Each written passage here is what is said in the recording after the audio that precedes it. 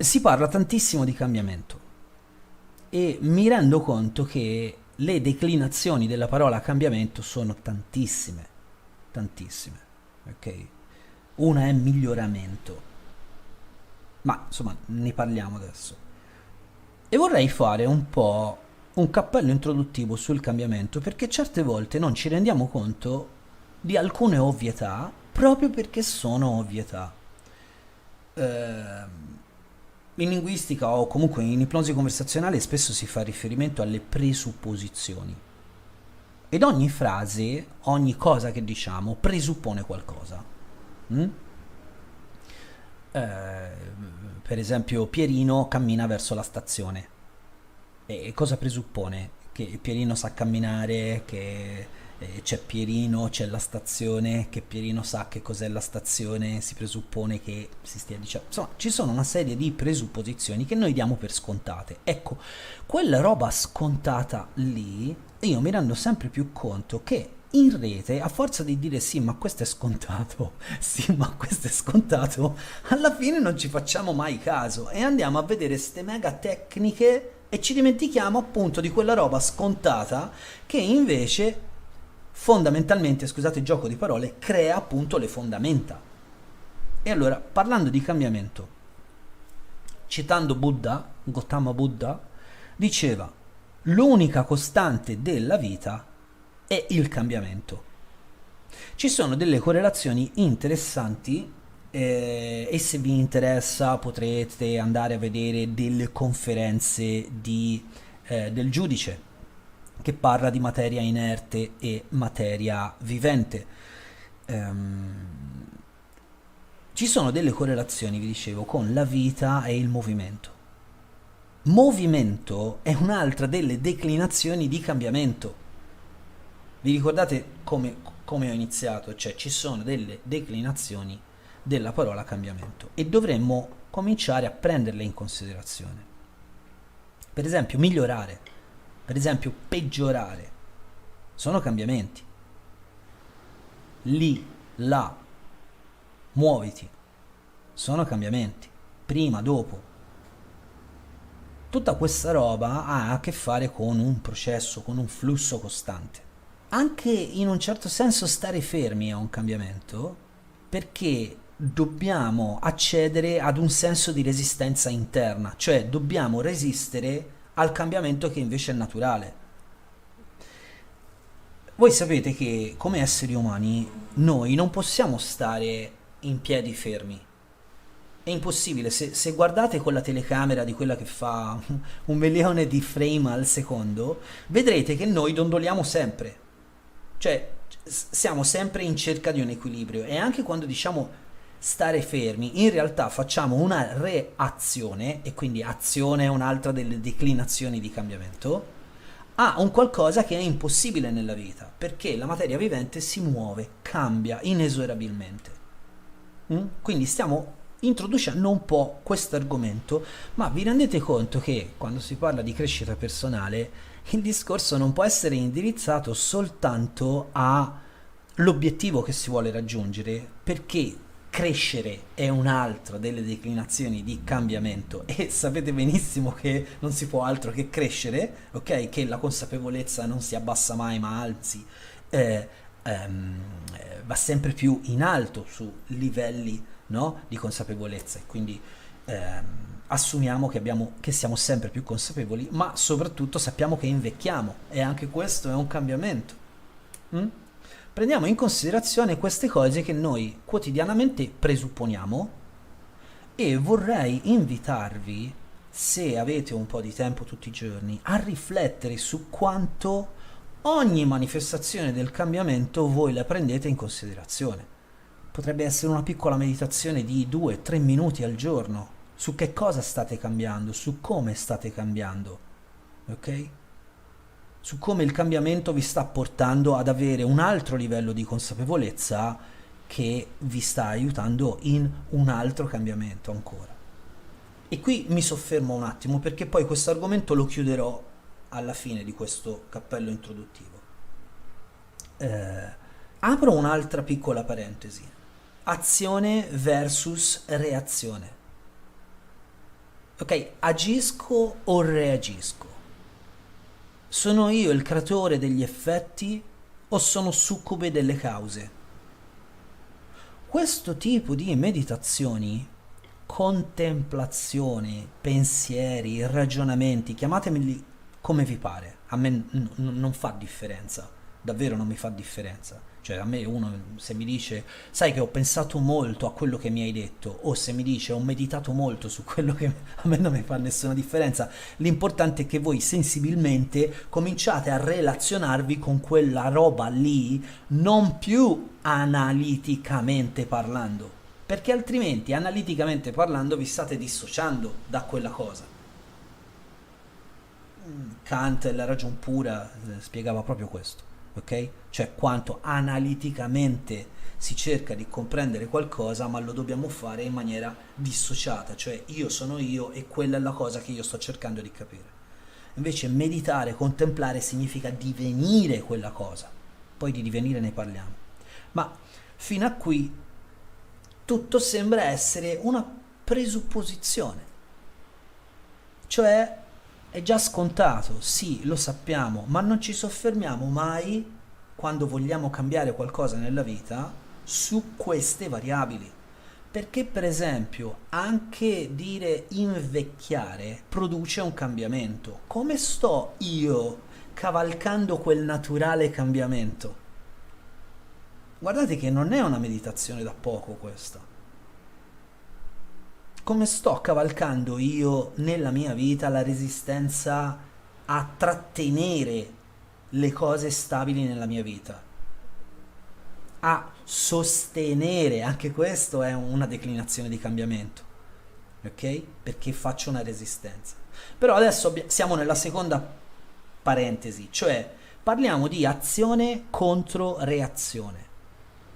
E anche su questo vorrei che dedicaste un po' di tempo. State agendo nella vostra vita, siete gli agenti della vostra vita, siete i creatori di ciò che volete raggiungere, ottenere, oppure state reagendo, perché è difficile mettersi nel mezzo, cioè essere azione e reazione contemporaneamente. Questo significherebbe essere arrivati a quello che in fisica quantistica si chiama il collasso della particella e dell'onda. Quindi in qualche modo, quando voi volete cambiare, volete raggiungere il vostro obiettivo, ok? Volete migliorare, volete togliere dei peggioramenti dalla vita, siete attori del vostro film oppure reagite all'ambiente circostante. Chi ha lavorato con me, per esempio, sa che l'ambiente circostante può essere, tra virgolette, perché questo è un termine un po' particolare, però può essere manipolato tanto che l'ambiente circostante funziona per me e mi spinge più velocemente all'obiettivo che io voglio raggiungere. Facciamo l'esempio banalissimo: se la mia scrivania è piena di polvere, piena di un sacco di cose, io lavorerò male. Allora manipolo la mia scrivania, la pulisco, rendo il piano di lavoro ottimale per me, faccio quel famoso ordine, e allora fare ordine significa avere un'azione nei confronti di un qualcosa che fino ad allora mi faceva reagire. Forse sto andando nel complicato, ma voglio farvi girare un pochino la testa oggi, perché il cambiamento, e mi rendo conto che questo, ragazzi, voglio essere onesto con voi, cioè questo è un business gigantesco. Il business del cambiamento, specialmente nell'ultimo periodo, è stato cavalcato da cani e da porci, senza prendere in consegna tanta roba, perché non si può fare un corso e diventare degli operatori, questa è follia. Bisogna aver passato diverse esperienze nella propria vita e accettare che c'è una moltitudine, una complessità di cose. E stiamo ancora parlando solo di cambiamento. Seconda parentesi. Azione versus reazione. State reagendo alla vostra vita o state agendo nei confronti di un qualcosa che volete creare? Siete creatori o vi state difendendo? Sapere la risposta a questa domanda ci aiuta moltissimo. Perché per esempio, guardate, sembrano giochi di parole, ma per esempio, se io so a che cosa sto reagendo, posso cambiare quella roba lì alla quale io sto reagendo e così facendo divento azione, non reazione. Posso per esempio dire no, questa cosa non la faccio più, infatti faccio altro. Concettualmente, da un punto di vista meta, da un meta livello molto alto, noi costantemente facciamo sia l'una che l'altra, ma in una realtà quantizzata facciamo o l'una o l'altra. Quindi prenderete in considerazione il vostro specifico cambiamento, lo scriverete sul fogliettino: questo è il mio obiettivo, questa è la roba che io voglio arrivare a fare, questo è il mio miglioramento fisico, questa è la mia prestazione che voglio arrivare a fare, ok? E per piacere diventate azione nei riguardi di quella roba, non reazione alla vita. Altrimenti voi non state manifestando voi stessi. Se in testa c'è una vocina che vi dice ma non è mica facile, di quello parleremo in un altro momento, ok? Perché non è detto che il cambiamento sia facile. Ve lo ripeto, l'impero del marketing del cambiamento si basa su dei presupposti pazzeschi, ok? L'altro giorno parlavo con una persona e gli dicevo: sai quanti venditori ti dicono se tu avessi il sito XYZ potresti raggiungere il 30% di più dei clienti, e siccome è più veloce il tuo fatturato è più ampio e quindi avendo il sito tu puoi avere, che ne so, invece che 100.000 euro l'anno, 130.000 euro l'anno, 140.000 euro l'anno. Sì, ma vedete quanto noi siamo poco capaci di ascoltare bene? Quella è una possibilità che loro ti danno, ma non è una garanzia. Infatti spesso e volentieri si compra il sito e poi viene fuori che, porca miseria, adesso devo fare gli aggiornamenti, devo farmi le fotografie, devo scrivere per bene tutti i contenuti che me li scrive, andiamo... Mi seguite? Certe volte si dà per scontato delle cose nel mondo del cambiamento che invece scontate non sono. Parlavo qualche giorno fa con dei colleghi inglesi e americani e gli dicevo: basta questa finzione del basta una sessione e io ti cambio, è facile e fallo subito. Prima di tutto il subito, quando è subito c'è sempre un dramma interno, cioè c'è sempre uno strappo, uno shock. Se non si è pronti a quello shock si può interagire, si chiama anche stress, per esempio lo stress muscolare, ok? Si può reagire male. Per esempio, correre fa bene. Prendo e corro 15 km. Il giorno dopo sono a pezzi, non cammino e posso cominciare a dire: mi hanno mentito, sono dei farabutti, non è vero che correre fa bene, correre mi fa malissimo. Ma se io fossi stato preparato a monte e non avessi dato come presupposizione che non basta semplicemente correre, ma c'è una preparazione a monte, ecco che io avrei interpretato quello stesso dolore alle gambe come: mi sono allenato bene, devo aspettare che i sarcomeri e i muscoli si ripristinino. Si ripristinino. Vabbè, tanto lo sapevo che c'è una parola che mi fa ingabellare. Ok, vabbè, avevo fatto ridere, sono contento. Ecco, in questo caso, oggi vi volevo parlare proprio di questo. Terza parentesi che sto aprendo, ok? Perché so che lì, fra voi, c'è qualcuno che mi dice sempre: ma tu apri 10.000 cose, poi dopo ci mandi in pappa il cervello. No, oggi voglio essere più didascalico e spiegarvela bene questa cosa, va bene? Terza parentesi. Il cambiamento prevede cambiamenti. Quindi ogni volta che io sento dire, ah, io voglio diventare quello, ho capito, ma dovrai pur far qualcosa prima di arrivare a quello. Ci sono dei cambiamenti intermedi.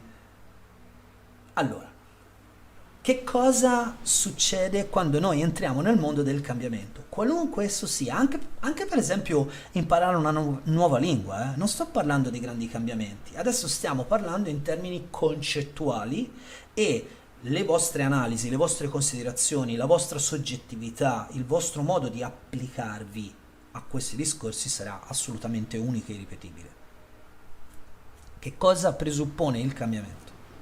Allora, non c'è 1, 2, 3, 4, ma prendiamo tre grosse robe. 1. Presuppone il cambiamento di uno stile di vita. Non puoi continuare a fare le stesse cose che facevi prima pensando di ottenere una cosa diversa. Fra l'altro è una delle definizioni di follia, no? Il folle è quello che continua a fare sempre le stesse cose pensando che prima o poi otterrà un risultato diverso. Ve lo dico subito. No! Non funziona così. Allora, lo stile di vita è un qualcosa che dobbiamo prendere in consegna. Esempio di uno dei miei mentori, di Igor, che dice: ci sono dei paradigmi ipnotici che possono accelerare il dimagrimento. Sì. Ci sono anche degli studi legati a questo. Sì. Però, se il cliente non l'avete addestrato bene, addestrato nel senso di un allenamento, ok? Una preparazione, a comprendere che nel momento in cui ha perso dei chili, poi dovrà cambiare stile di vita, stile di nutrizione, il modo di cucinare. Lo stile di vita deve cambiare insieme ai vostri risultati. Qui tante volte le persone si arenano un po', perché vorrebbero cambiare quella cosa della vita, non cambiando tutto il resto. Ok? Adesso faccio una piccola digressione. Per tanti anni noi abbiamo isolato i concetti della vita. Va bene? Io studio una cosa isolata da tutte le altre. Per l'amor di Dio, è un metodo scientifico, ma noi sappiamo che non c'è niente che sia sconnesso dal resto dell'universo, dal resto di tutta l'esistenza. È tutto connesso. E infatti ve lo faccio vedere in un altro modo. Quando si parla di fisica, quando si parla di grandi studi, quando si parla di scienza, usualmente che cosa si fa? Si prende una cosa, la si isola e si studia isolatamente. Si creano delle leggi, si capisce delle cose. Sapete che cosa succede? Quando io prendo questa roba che ho isolata e la reintegro nell'universo o nel posto dov'è, quelle leggi lì non sono più valide. Quindi dobbiamo stare attenti. Quando noi cambiamo qualcosa, non dobbiamo eliminare il nostro sistema, il nostro stile di vita dal cambiamento che vogliamo utilizzare. L'altra cosa è questa. Quando si producono dei cambiamenti, chiaramente dobbiamo anche accettare di cambiare a livello di identità. Sto parlando in cosa voi avete scelto di identificarvi. Quella roba lì, siccome voi siete diversi, vi relazionate diversi. Ok? Vi faccio un esempio. Questa è una penna che ho comprato dal cinese per 50 centesimi. Forse ho detto una cosa razzista, scusate, non volevo. Prendetela in maniera, insomma, così, leggera, va bene? In un negozio di cinesi a 50 centesimi. Voi guardate sta penna e avete un'idea di questa penna, vi relazionate in un modo. Oppure io vi racconto che mio papà è morto e prima di morire ha scritto un messaggio su un foglio: guarda che ti voglio bene, con questa penna.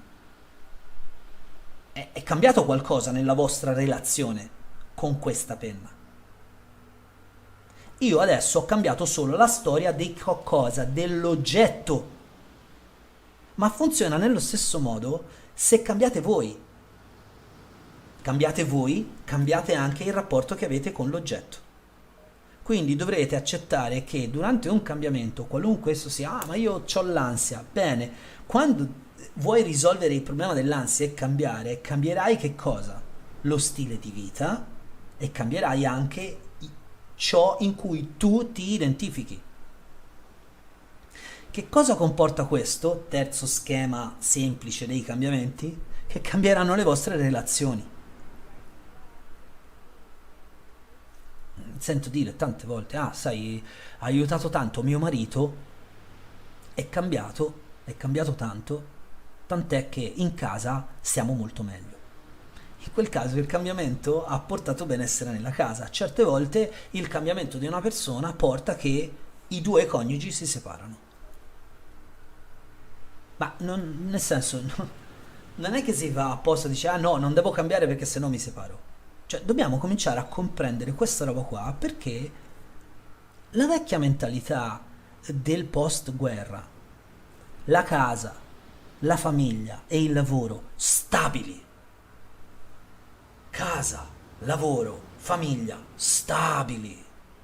Ah, quella roba, non c'è più, ragazzi, non c'è. Viviamo in un flusso a una velocità fotonica rispetto agli anni 40 del 1900. E noi più o meno vi vedo, insomma noi della nostra generazione, siamo quelli che attualmente hanno la storia in mano dell'Italia.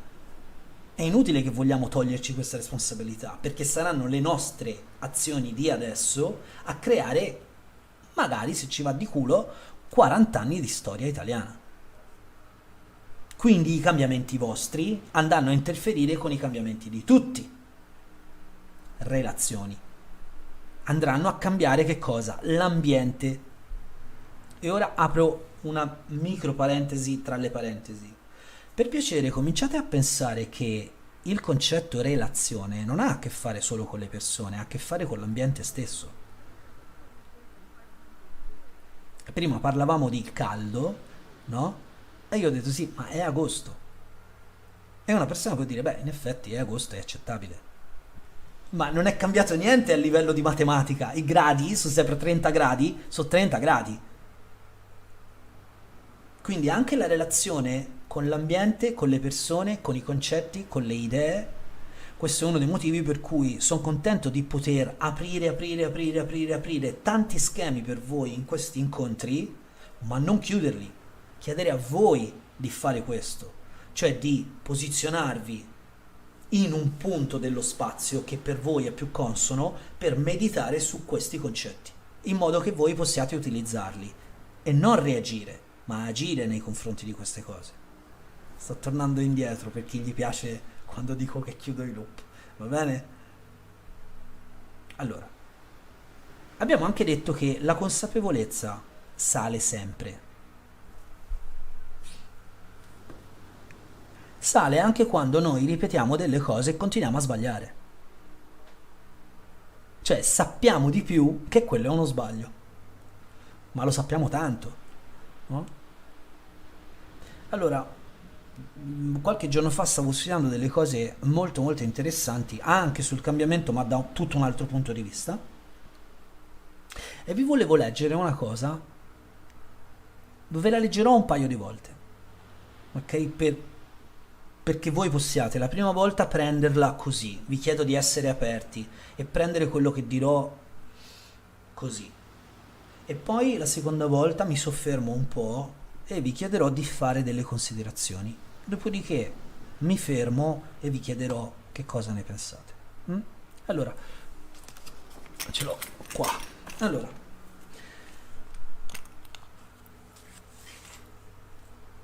è una cosa che ho scritto così di getto, ma vorrebbe essere il riassunto di tante cose che molte delle facce che vedo qui davanti hanno fatto con me. Mm? E che ha a che fare ovviamente col cambiamento. Allora, essere non è divenire. Divenire non è essere. Chi diviene è. E chi è non diviene. Tutto è in divenire, quindi nulla è. Ergo, io non sono, io divengo. Vi ricordate che siamo partiti da una frase di Gautama Buddha che dice l'unica costante della vita è il cambiamento. E adesso per quelli che gli piace come lavoro io, sappiate che ho chiuso anche l'altro loop all'inizio, quindi adesso ci avete tutto il pacchetto intero. Rivediamo di nuovo questa cosa, l'argomento proprio poco, non la voglio approfondire perché vorrei che voi faceste questa cosa, cioè la facciamo insieme. Essere non è divenire. Quando io dico io sono questo e questo, non sto divenendo, sto imponendo resistenza. Staticità. Opla. Mi è successo qualcosa? Ok.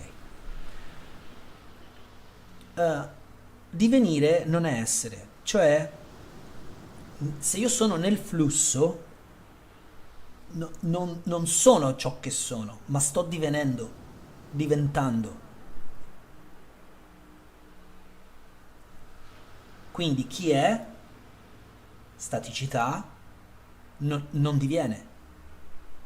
Ecco lì dove si comincia a comprendere il concetto di stai agendo o stai reagendo, sei azione o sei reazione. Chi è non diviene, tutto è in divenire, tutto è in divenire, è un altro modo per dire tutto si muove, è un altro modo per dire tutto invecchia, tutto cambia. Vi ricordate le varie declinazioni della parola cambiamento? Tutto cambia, tutto. Quindi nulla è. Ergo, io non sono, io divengo. Qui ci sarebbe la legge dell'indeterminazione che ci dice che se io so dov'è una particella non ne conosco il moto, perché è ferma. Se io invece conosco a che velocità va, non so dov'è. Quindi un'altra volta vi chiedo, state agendo nella vostra vita o state reagendo? State cercando in qualche modo di trattenere una condizione che vi è favorevole o imparate ad espanderla sempre di più?